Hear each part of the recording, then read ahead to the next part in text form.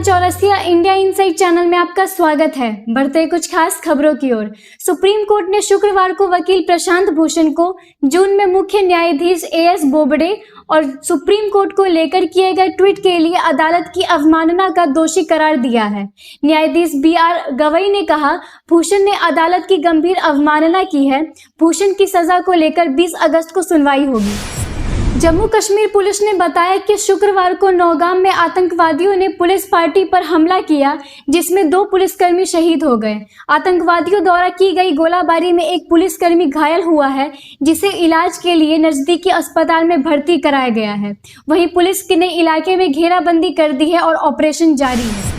प्रधानमंत्री नरेंद्र मोदी की तारीफ और बीजेपी अध्यक्ष जेपी नड्डा से मुलाकात के बाद डीएमके से निकाले गए तमिलनाडु के विधायक कुका सेल्वम ने कहा कि बर्खास्तगी डीएमके के नियम के खिलाफ है और यह लोकतंत्र की हत्या है। उन्होंने कहा, मैं खुश हूं कि मुझे डीएमके से हटाया गया क्योंकि पार्टी पर एक परिवार का नियंत्रण है। शिवसेना सांसद संजय राउत ने कहा कि सुशांत सिंह राजपूत हमारा बेटा है, बॉलीवुड मुंबई का परिवार है, हमारी क्या दुश्मनी होगी। हम भी चाहते हैं कि उनके परिवार को न्याय मिले, उसकी मौत का सच सामने आए।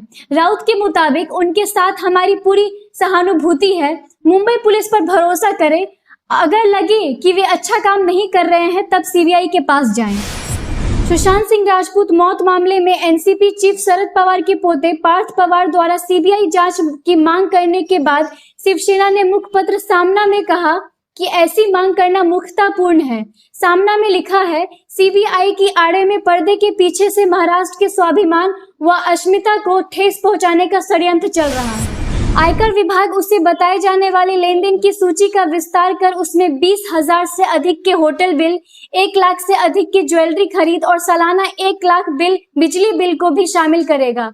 वहीं बिजनेस क्लास से घरेलू या हवाई यात्रा, विदेश यात्रा, सालाना 1 लाख से अधिक स्कूल या कॉलेज फीस जैसे लेन देन भी इसके दायरे में आ सकते हैं। आपत्तिजनक सोशल मीडिया पोस्ट को लेकर बेंगलोर में हुई हिंसा के मामले में पुलिस ने अब तक 206 लोगों को गिरफ्तार किया है, जिसमें नगवाड़ा वार्ड की पार्षद इरशाद बेगम के पति कलीम पाशा शामिल हैं। हिंसा को लेकर 2 थानों में कुल 7 एफआईआर दर्ज की गई, जिसमें राजनीतिक दल एसपीडीआई के 16 सदस्य नामजद किए गए। कई बीजेपी नेताओं पर आतंकी हमले के बाद जम्मू कश्मीर बीजेपी प्रमुख रविंद्र रैना ने कहा कि पाकिस्तान कश्मीर में बीजेपी के उदय से भयभीत है, इसलिए वह बीजेपी कार्यकर्ताओं को निशाना बना रहा है। रैना ने कहा कि बीजेपी कार्यकर्ताओं का बलिदान व्यर्थ नहीं जाएगा और बहुत जल्द पूरी घाटी आतंकवाद से मुक्त होगी। आंध्र प्रदेश के जाजुला कुंटा में कथित तौर पर पबजी के आदी एक 16 वर्षीय बच्चे ने खाना पीना छोड़कर लगातार कई दिन तक गेम खेला, जिसके बाद उसकी मौत हो गई।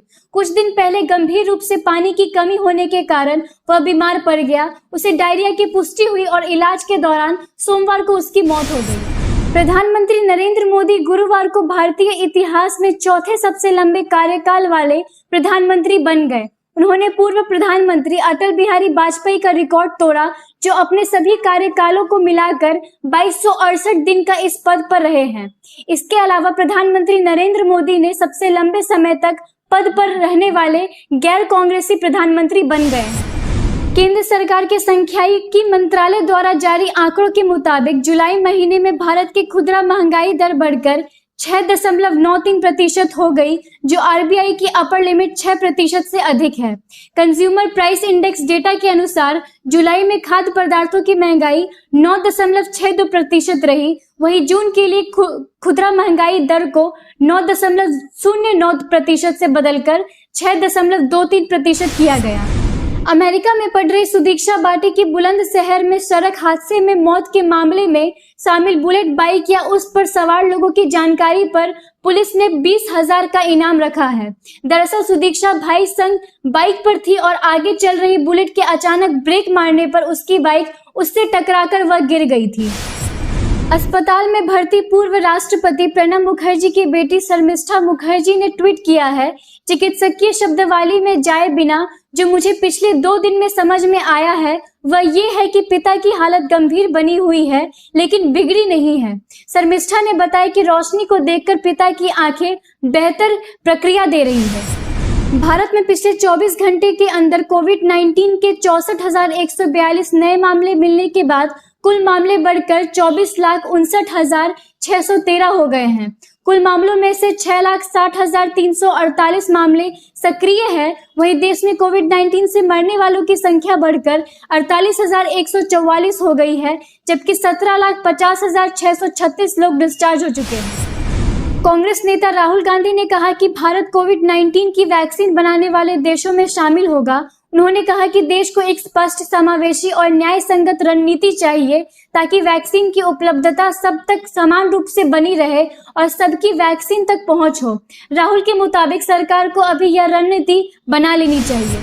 ऑस्ट्रेलियाई प्रधानमंत्री स्कॉट मॉरिसन ने भारतवासियों को स्वतंत्रता दिवस की शुभकामनाएं देते हुए कहा, भारत और ऑस्ट्रेलिया की दोस्ती व्यापार और कूटनीति से ऊपर है। ये दोस्ती विश्वास और सम्मान पर बनी है। उन्होंने कहा, भारत अब हमारे प्रवासियों का सबसे बड़ा स्रोत है और उनकी उपस्थिति ने ऑस्ट्रेलिया को सबसे सफल बहुसांस्कृतिक राष्ट्र बनाने में योगदान दिया है। यूएई पहला खाड़ी देश बन गया है जो अमेरिका द्वारा कराए गए ऐतिहासिक समझौते में इजराइल के साथ राजनयिक संबंध स्थापित करेगा। अमेरिका, यूएई और इजराइल के संयुक्त बयान के अनुसार समझौते के तहत इजराइल अरब देशों व मुस्लिम देशों से संबंध बेहतर बनाने के लिए वेस्ट बैंकों के बड़े हिस्सों में अपने में मिलाने की योजना स्थगित करेगा। हैदराबाद स्थित दवा कंपनी बायोलॉजिकल ई ने जॉनसन एंड जॉनसन की कोविड-19 वैक्सीन में इस्तेमाल होने वाले तत्व व फाइनल वैक्सीन का उत्पादन करने का करार किया है। इस संभावित वैक्सीन के व्यापक ट्रायल्स अक्टूबर में शुरू होंगे। कंपनी ने ह्यूस्टन स्थित बेलर कॉलेज ऑफ मेडिसिन के साथ सभी कोविड-19 वैक्सीन विकसित करने का लाइसेंसिंग करार किया है। WHO ने बताया कि रूस द्वारा मान्यता प्राप्त कोविड-19 वैक्सीन उन 9 वैक्सीन में शामिल नहीं है जो उनके अनुसार एडवांस टेस्टिंग स्टेज में पहुंच चुकी है। WHO के महानिर्देशक के वरिष्ठ सलाहकार ने कहा, अभी हमारे पास इतनी जानकारी उपलब्ध नहीं है कि हम रूस की वैक्सीन पर कोई फैसला सुना सके। पटना के गांधी मैदान में स्वतंत्रता दिवस समारोह पर इस बार सादगी से मनेगा और मुख्य समारोह में शामिल होने वालों के लिए मास्क पहनकर आना अनिवार्य होगा। कोविड-19 को देखते हुए प्रवेश द्वार पर तैनात दंडाधिकारी को बिना मास्क के व्यक्ति को प्रवेश नहीं होने देने या वैसे व्यक्ति को मास्क उपलब्ध कराकर ही प्रवेश करने को कहा गया है। आज भारतीय शेयर बाजार में भारी गिरावट दर्ज की गई। सेंसेक्स 433, वही निफ्टी 122 अंक टूटा। आखिर में आज के इतिहास। आज ही के दिन 2011 में सदाबहार अभिनेता शम्मी कपूर का निधन हुआ था। आज के लिए बस इतना ही। इसी के साथ मेरी वीडियो को लाइक और शेयर कर मेरी चैनल को सब्सक्राइब जरूर करें। जय हिंद।